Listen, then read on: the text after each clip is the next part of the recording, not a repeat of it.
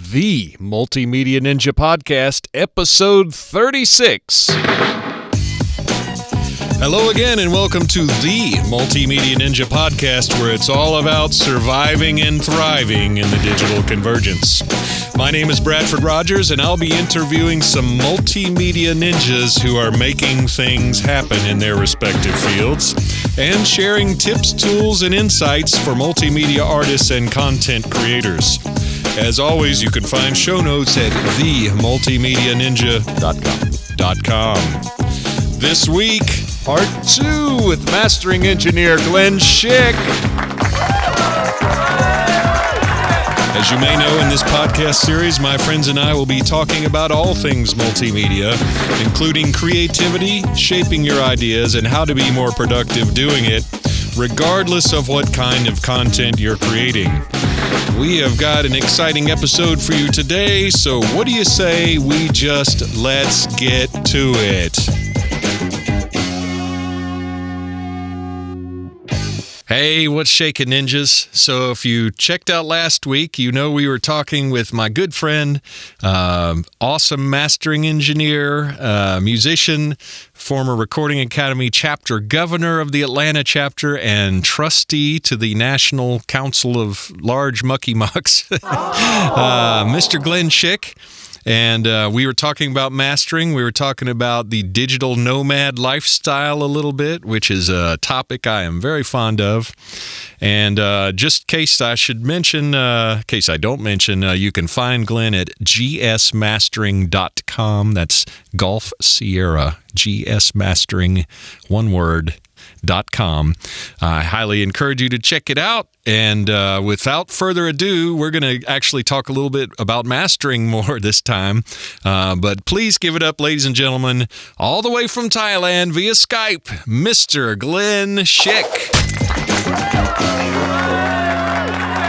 Yeah, we were actually just chatting before the podcast about a little bit of the mobile lifestyle, and when Daisy came in, and I can tell you that they're about 12-ish and getting kind of up there, and I hope they have as long and a happy a life as possible. But I told Tanya when they're gone, at least for the foreseeable future, either I'm going to be traveling around the world, or me and Tanya, we're going to be traveling around the world. So pick A or B. Because I love little dogs, but yeah, traveling is pretty awesome too. So yeah, and I trust you've seen the shots from sunny South Florida of on JC Sales.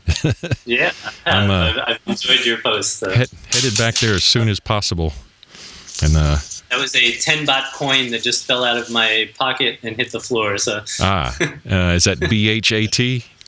BHAT. Actually, I'm sorry. This is a 1 baht coin. Oh, okay. Not a 10 baht. Yeah. And how much is that worth US? You know, I don't even think this registers on the US scale. So I can tell you a meal runs about $1.50 for a pretty good meal here. Yeah. And here's a 10 baht coin. That's a lovely one here. Okay. Yeah, you can get a 2-hour massage for about US $14. So yeah, things are a little more affordable in this part of the world. Awesome. So yeah. you mentioned a possible move to North Korea coming up. Is that No. South Korea. First I got you at the beach, and now I got you. There's NSA at my door right now. Yes. Sorry, South. Yeah. I'm South Korea. Yes. Our friends. South Korea. One is in the news so much lately. I keep having that on my tongue, I think. But, yes. No. Kim Jong-un. Yeah. No. I'm going to.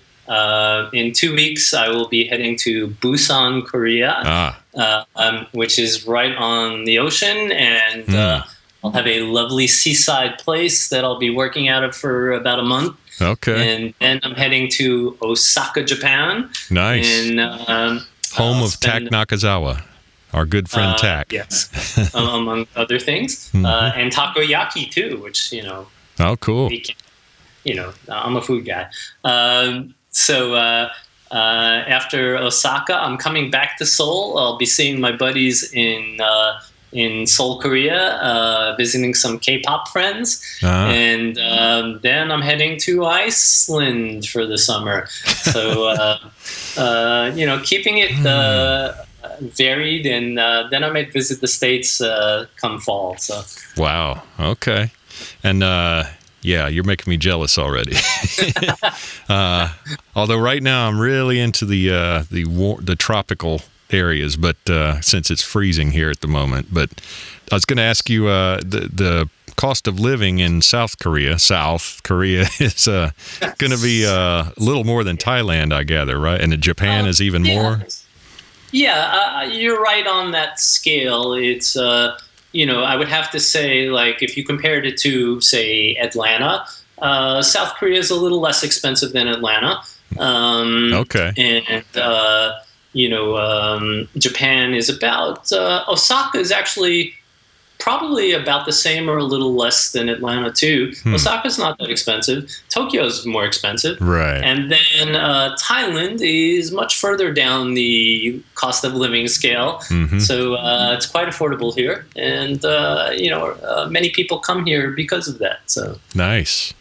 Well, so now you've been over there or doing the mobile thing and for a couple of years now, or I mean, in a big way.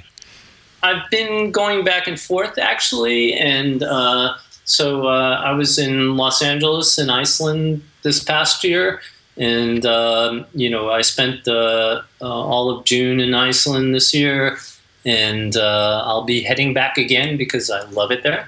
I've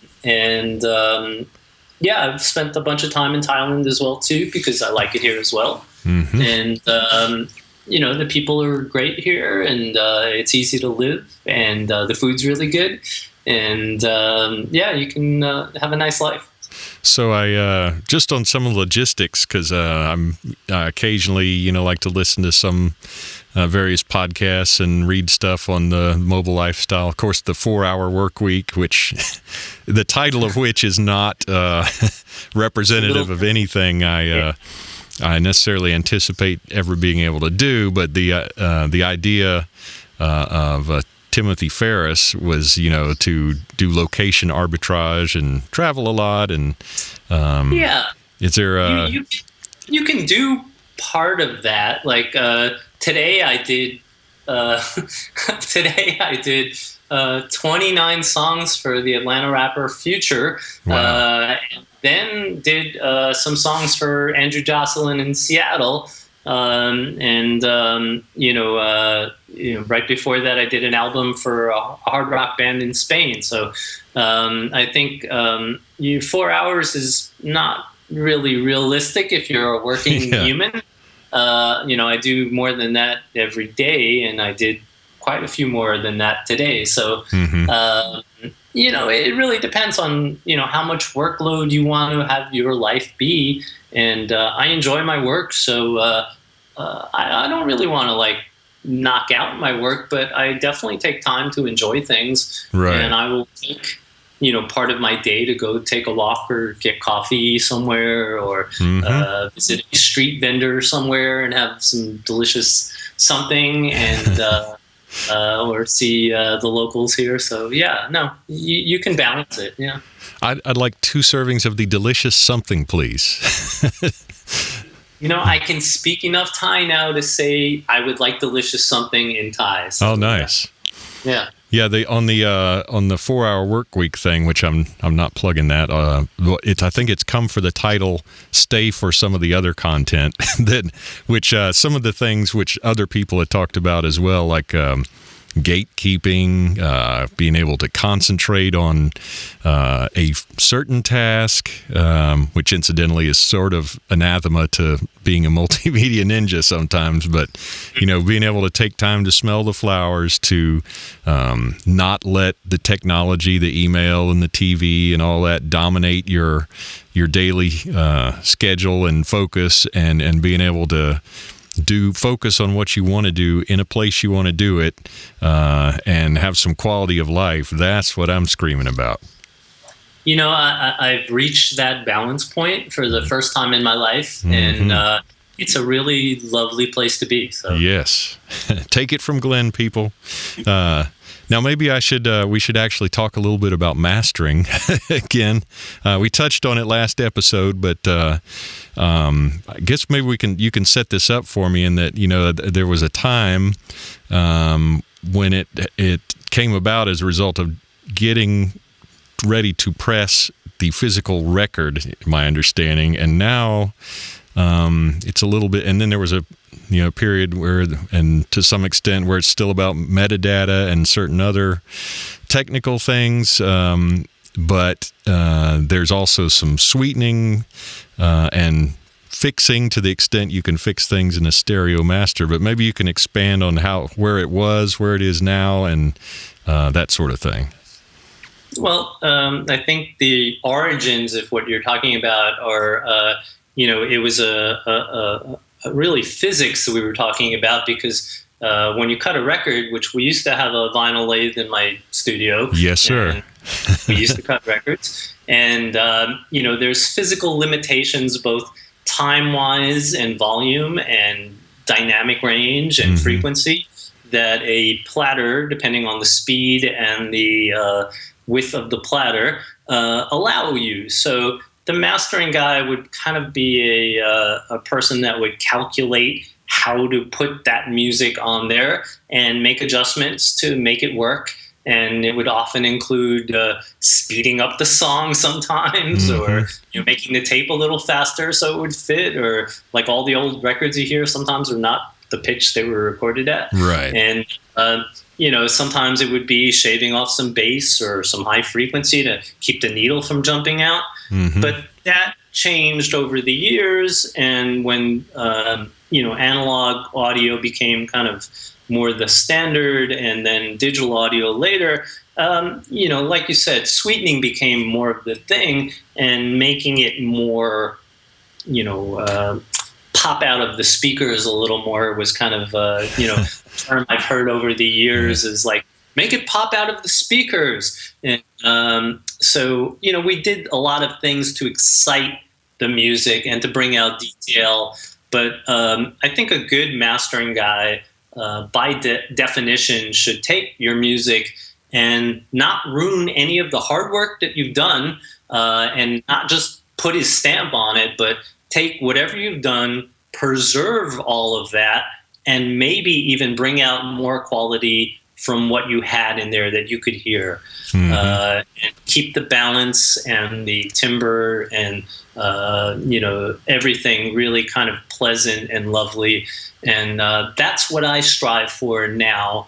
Back in the day, I was a little more button pushing, knob turning happy, because with immaturity comes the fact that you want to add one more piece on, and you want to turn one knob 2 more clicks. And I'm much better now about preserving the hard work that the musicians and the engineers do, and not ruining that. So, my clients are much happier now. That reminds me of a story, or I heard, I might have read it in Schwarzenegger's first book, where he said, talking about him getting in fights or some altercations when he was first bodybuilding, he said it's like when you have a BMW, which is a nice car, but it is not the most expensive. You want the speed, but when you have a Lamborghini, you just drive the speed limit because you don't have to do anything else. Exactly. Yeah. But simplicity, I think he was getting at. But you've touched on certain mastering engineers are, aside from that, a lot of labels and clients want things louder, which is a war that can never be won. Some engineers kind of have a sound that they're known for, or certain things that they do. I gather that is not necessarily your approach to things, from what you just said, and from my experience. Everything is client driven. So, if a client has his trust in me, I will lead him in the best way possible to getting a great sounding record within the parameters that we have. So, but a lot of times a client wants something different than I want. This past week, I had a client who wanted something just so loud that I doth protest right. bit. And I had done this beautiful master that was still loud and had huge dynamic range. And, they still wanted to go that 3 more clicks past that. Mm-hmm. And, I gave them my professional opinion that I thought they were making things worse, and they were. But that's what they wanted. So at the end of the day, I will do it with restraint and with caution and say, this is not in your best interest. But if that's what you really want, so be it. The music's not for me. It's not me who's going to keep this. And at the end of the day, I have to take my ego out of things and say, this is really what you want. And if I'm not doing what you want, even though I've given you my best advice, then you're still the boss here. So, So have you ever had something where you said, okay, that's what you want to do, I'll do that, but please don't put my name on it? Actually, not that case, but I do turn away probably 40 to 60% of stuff that's submitted because I can't really help it. So if something is so badly produced or mixed or recorded, and I've given them advice on, things that they really need to do before it comes to mastering, and they don't want to listen to me, then I'll usually turn it down. Because at that point, I'm doing a disservice to them, because it's not going to sound good when I'm done, because it'll never sound good. So, right. At that point, I'm just taking their money, and I don't want to do that. Well, speaking of in that area, for people who, multimedia ninjas who may be of the musical persuasion that are maybe now realizing that there's this thing called mastering, and that they may well be in need of that. And maybe then there, you go online, you see these some of the duplication places offer in-house mastering. You have I don't know how to describe. There are other online services. Then there are good folks like you with a ton of qualified experience. Is there anything you would note or put that in context for somebody that's looking at these choices and going, well, I've spent all my money, I don't know about affording this mastering thing, and that sort of thing? Well, it's a pretty easy thing to evaluate, because just see the records and songs that you love, that you would like your stuff to be like, and see who the people that did those things are. And there's a good chance that those people are quite affordable. It's funny, I work with the producer and engineer wing for the Recording Academy, who I sit in a room with these stellar, wonderful, talented engineers and producers. And, they're quite well known, and most people think they're unaffordable, but they're all down to earth and accessible and affordable to hire. So don't rule that out. And most guys have a bit of a sliding scale. So if you're a poor or struggling musician with some good stuff, and one of these guys believes in you, they tend to try to cut you a deal. So, I'll say myself included, there's been a few people along my path that I've kind of gone, God, I just want to work with these people, and I don't really care about the money on this gig, because most of us didn't get in the business for the money. Amen. Let's talk about now people that are going to mastering. What can you tell them that you're looking for, that you need from a mix file? In most cases, we're talking file these days. And what are the most common mistakes? That may be almost one and the same question. Okay, it's pretty simple. The most important things are actually even before your mix and before you hand me a file. It's first of all, your production, and most importantly to me, arrangement. So, as a, multi-instrumentalist yourself, and a person that can appreciate this, the arrangement is so critical to how your final song will sound, where you've placed it in the stereo field, how things kind of clash frequency-wise, the balance of the track. the melodic arrangement, giving some space to things so there's impact when something comes in. Those are critical. And, that's more than a mix engineer can, deal with. That's the songwriter and the producer. And, that's where, unfortunately, sometimes I have to go back to those guys and say, hey, your song could be so much better if you did this. And, sometimes it goes back that, they hand it to the mastering guy, being me, and I say they really need to go see the producer again or the songwriter, and I'm not critiquing their songwriting. I'm just saying that if they would have left this part in or out, it would have had so much more impact. Right. And so that's problem one, and then problem two, I guess, would be in not having balance and craft in your mixing skills. So a lot of guys are, novice, and that's okay. But you should be open to hearing some critique of how to make your things better. And, we're happy to do that. I never charge for that. And I always, I'm glad to listen to something. Even guys that, are experts in their field sometimes will send me something and go, put your ear on the air and tell me if you hear something weird or not right, and I'll go tweak it. And, I love being part of a team. And, that's the best way to make music, is when you team up with a good engineer and somebody that's open, and hopefully a good producer too, and you can do some magic at that point. How about compression in terms of what's delivered to you? Compression or not compression, or mixed compression, or that sort of thing? Well, everyone needs compressors on tracks and things like that. So, don't do anything differently than you wouldn't do. As far as overall compression on your 2-track, I would say it's to taste. So if you normally do a compressor on your mix bus, I would say leave that on. If that's your sound, I don't want to undo your sound and then try to have to figure out what's in your head to recreate it.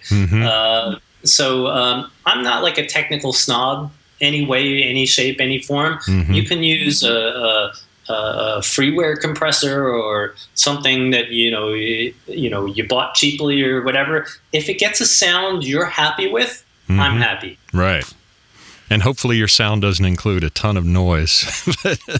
And I'm okay with lo-fi stuff too. So I do a bunch of lo-fi bands, and sometimes that stuff's really wonderful, but it's got to just be balanced musical lo-fi. Yeah, so that it was your intent also. Exactly. So I don't try to make that hi-fi, right? But I try to keep the goodness of whatever lo-fi stuff they have.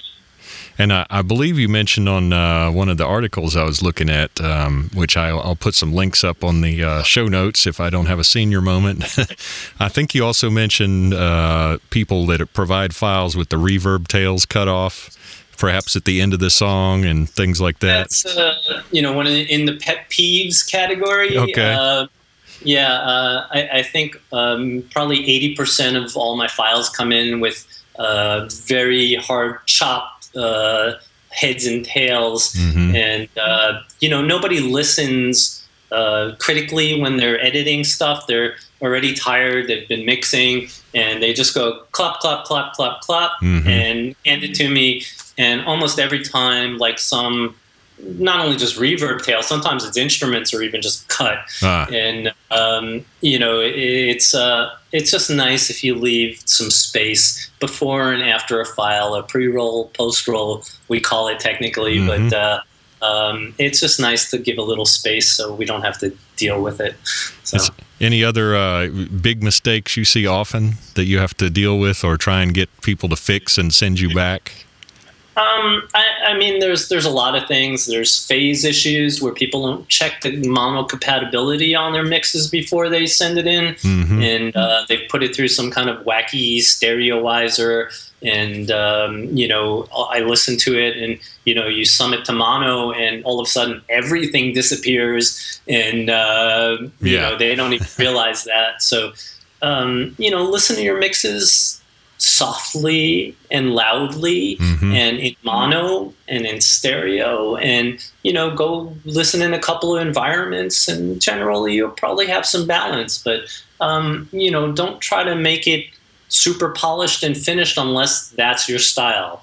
Like guys like Phil Tan, who's a mutual friend of ours, that fantastic mixer. Amen. He hands a finished track in.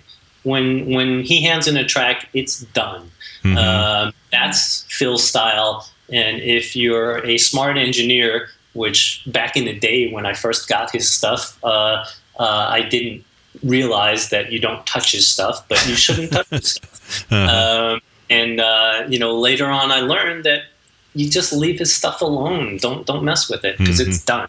I heard a Bernie Grunman master years ago, and all Bernie had done to Phil's mix was turn it down a little bit. And that's just brilliant maturity that I wish I had in the day.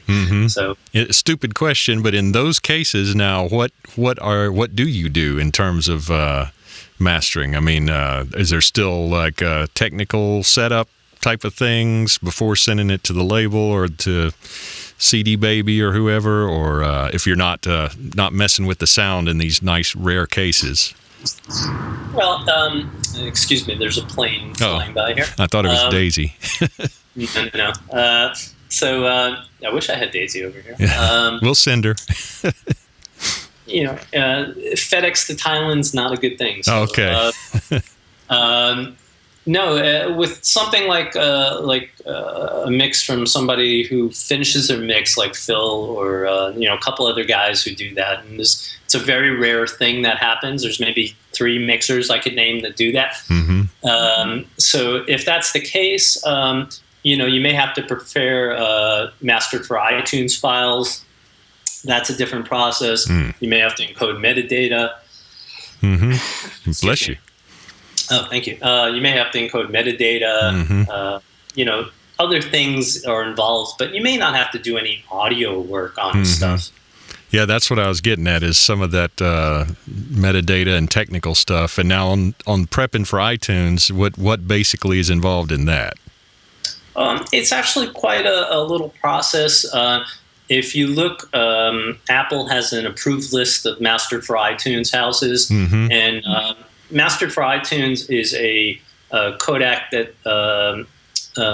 that Apple uses that basically takes 24-bit files and brings them into a smaller file, and it maintains more of the musicality of the file than, say, a standard, iTunes file or MP3 file. And so they're prepared differently, and they require certain checking and levels and things like that a regular file doesn't get. So, -6, is that the headroom, or is it -3? Or no, there's no rule on that. And if you talk to different engineers, we all have different ways of dealing with it, but it's all program material dependent, all I can say. So you can't have a formula to do this and just kind of boom. You need to actually listen to it and put it through the codecs and do error checking and things like that. But it's not a quick process, unfortunately. And but we do it all the time, and no big deal. So okay, and possibly lastly here on a time wise, I don't want to keep you too long here, and I have to edit this in post some point. But as far as bit rate and sample rate and whatever side, bit depth is what I was. Yes. Do you have a preference? Like I like this. Any more than this is excess, or do you like give me his 192 32-bit float? Or no.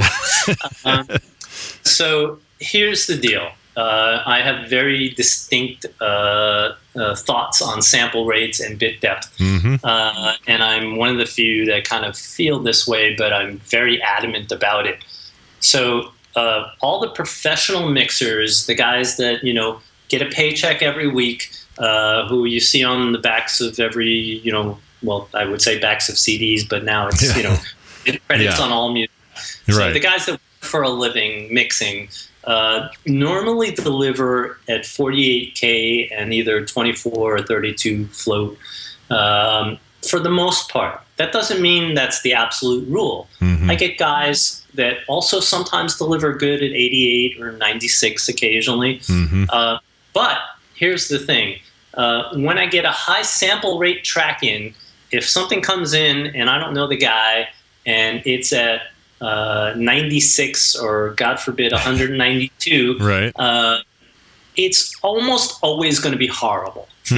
And not because of the sample rate, but because they just sent the thing to the highest level it would go. And now you're dealing with an expanded frequency range and people that don't know how to use it.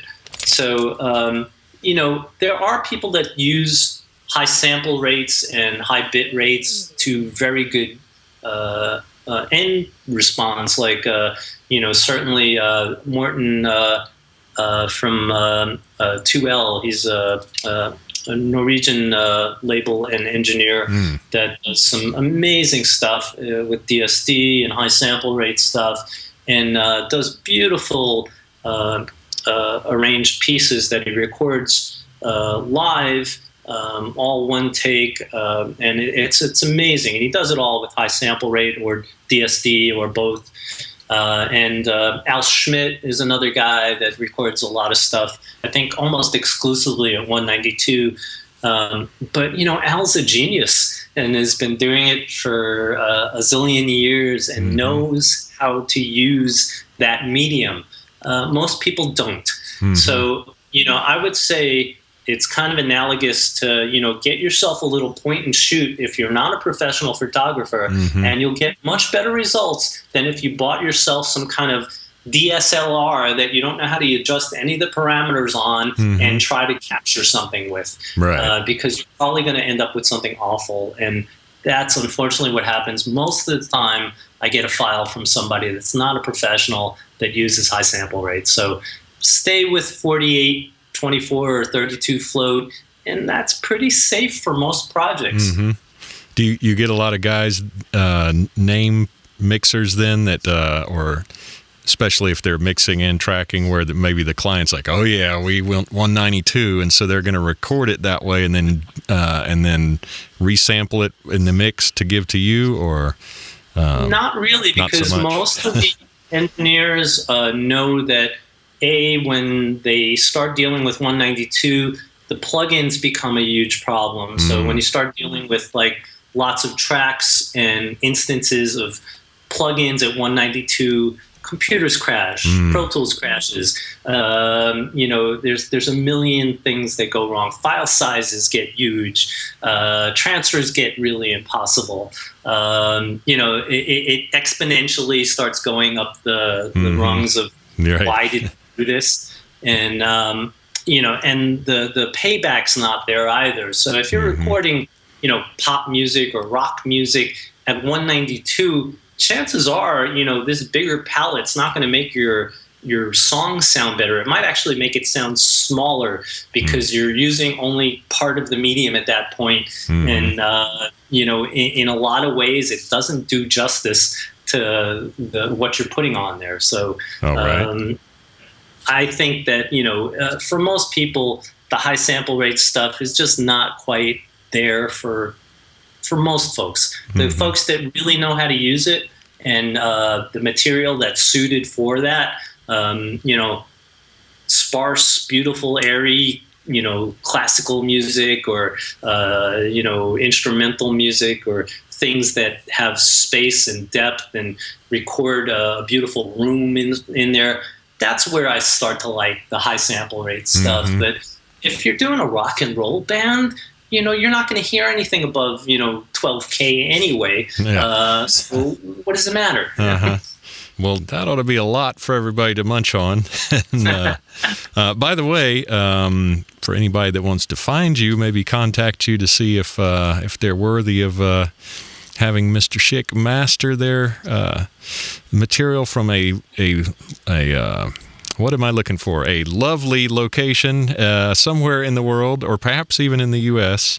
I can come to you too. So, okay. It's gsmastering.com, right? That's the website. Like, what is that? GolfSierraMastering.com. Also, GS Mastering on Twitter, I believe. GS Mastering at Twitter, GS Mastering on Instagram. Yes. GS Mastering on Facebook, you name it. As it should be. Yes. Grab that internet real estate, baby, and make it consistent. Well, cool, man. Well, I hope we can share a soda pop or something at a location that we're both at very soon. I plan to stop in Atlanta maybe in September-ish, so I will definitely let you know when I'm landing in the southeastern United States. That would be awesome, and welcome to drop by the Red Room, or I'll meet you at a beverage shop of your choice. Yeah. Awesome. Well, ladies and gentlemen, the virtual studio audience, please give it up for Mr. Glenn Schick. Awesome. It is always good to talk to our friend Glenn. And boy, I'd love to see me some Thailand right about now. It's freezing out here in Atlanta. Maybe freezing there, but I doubt it. I think it's fairly tropical. Anyway, that just about wraps it up for this week's episode of The Multimedia Ninja. I hope you'll come back next week and bring your friends. Don't forget you can subscribe to the audio podcast right there at themultimedianinja.com. There's a subscribe button. Go figure. You can also subscribe on iTunes, and I'd love your comments there and anywhere you want to make them. And we have the YouTube channel. If you're watching this on video, you know that. You can subscribe to that, and in either case, have them delivered each time as they are available for free on your laptop, desktop, mobile device, etc. Finally, do remember that I still provide consulting for audio and video and all kind of multimedia stuff. Photography, videography, I said that. Any of your blogging, writing, or web concerns, hit me up. If I don't know the answer, I sure know people that do. You can contact me right there at themultimedianinja.com on the contact button. Meanwhile, I hope you have an awesome week, that you do something creative. We'll see you back next week. And remember, as Kaiicho Nakamura said, which I heard through former Navy SEAL Mark Devine, one day, one life. Live each day to the fullest. Don't look at yesterday, and don't worry about tomorrow. See you next week.